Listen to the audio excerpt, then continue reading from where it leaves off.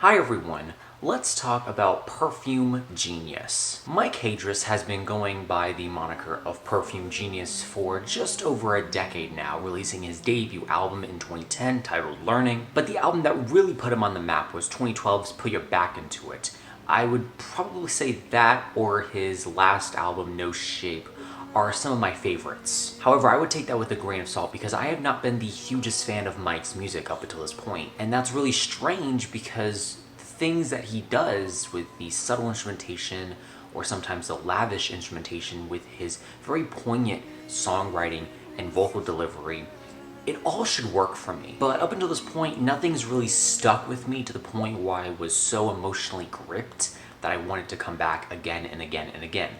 Again, the closest that I've come to that point was the 2012 album and the 2017 album, which saw the biggest fan and critical acclaim for Mike Hadris, but now we have Set My Heart on Fire Immediately, which is probably his biggest album yet in terms of critical appeal, and I do see a lot of people online loving it, so I was going into this record hoping that I would love it as well. Unfortunately, none of the lead singles for this album were appealing to me.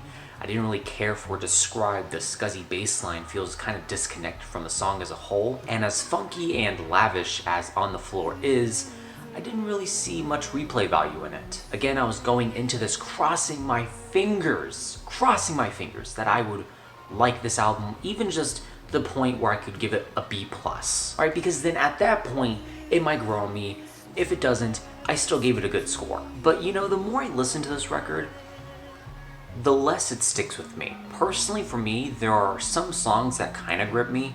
Sometimes they really grip me, like the opening track, Whole Life. But then you have other moments on this album like MOONBEND that are just needlessly boring. A lot of the instrumentation on this record can be very subtle, very stripped back. It's quaint, but it's lush, and that's Mike's appeal. Now, personally for me, I would like a really interesting contrast with this subtle, sparse instrumentation with some great vocals or some great lyrics. But for the most part, Mike really kind of stays in his comfort zone vocally on this record. There are moments that he does break that comfortable barrier of his, but I don't hear it all that often. I hear it a few times on this album, like the opening track as well as Jason. I think a beautiful song, by the way, a song that really kind of resonates with me for some reason, I don't know why. But his very androgynous vocals on this track really just stick with me. And it's that interesting appeal to a song that I kind of get a sense of enjoyment out of this track. And the lyrics on this song are also really intriguing too. But again, that doesn't happen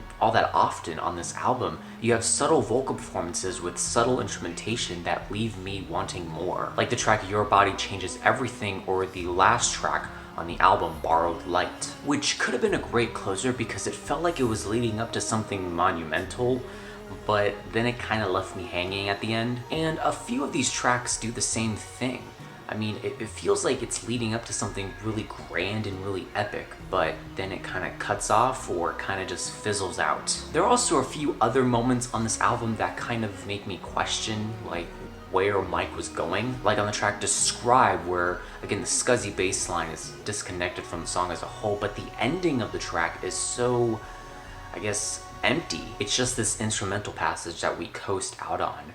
And I would appreciate it if it sounded pleasant to my ears, but I don't know, I'm not a huge fan of this song. Again, the weakest song on this album easily goes to Moonbend, where the production and the vocal performance and the lyricism are all very plain to my ears. And the track Leave, I'm kind of confused on the vocal performance because it's the one and only time Mike does this thing. I can't really describe what he does. It's like he's very close to the mic.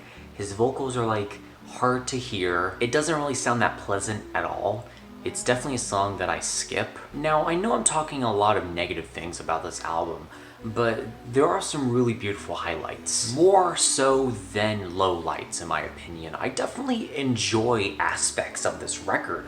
I just don't enjoy it as a cohesive album experience. For one, the opening track, Whole Life, really led me on to something that wasn't truly there. The really subtle yet rumbling synth notes underneath Mike's voice really puts a very vivid image in my mind, almost like a very important moment in a movie. I also really love how pronounced his vocals are on this track in particular. More instrumentation is added as the song progresses. You get some really beautiful strings that accompany the very slow and subtle kicks. It all comes together for a grand culmination during the last leg of the track, and it is a beautiful way to end a song. Jason is also a very beautiful song that pertains to a sexual relationship or sex in a relationship. I just really like Mike's vocal performance on this track in particular. Very androgynous vocals accompanied with these very simple instrumentals. It's times like this where the vocals are pronounced and the instrumentation is subtle that I really enjoy songs. Like on the track Just a Touch, and the song Nothing at All is a beautiful song that kind of incorporates the same ideas that was heard on Describe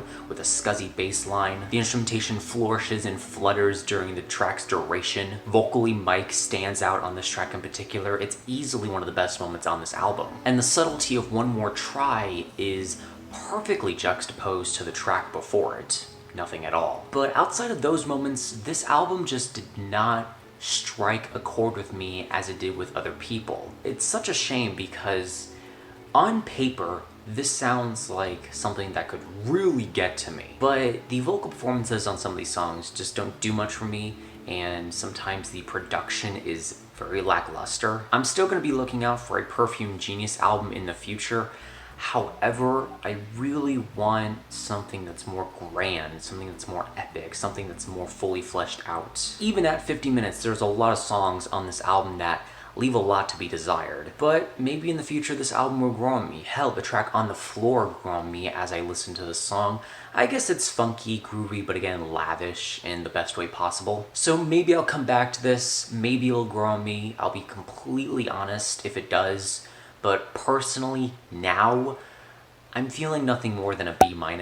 However, I am curious to know what are your thoughts and opinions on this album down below. Let me know what albums you want me to review next, and that is it. Leave a like, comment, share, do whatever you want. Let me know how I can improve future videos down below. Remember, this is only my opinion because music is subjective.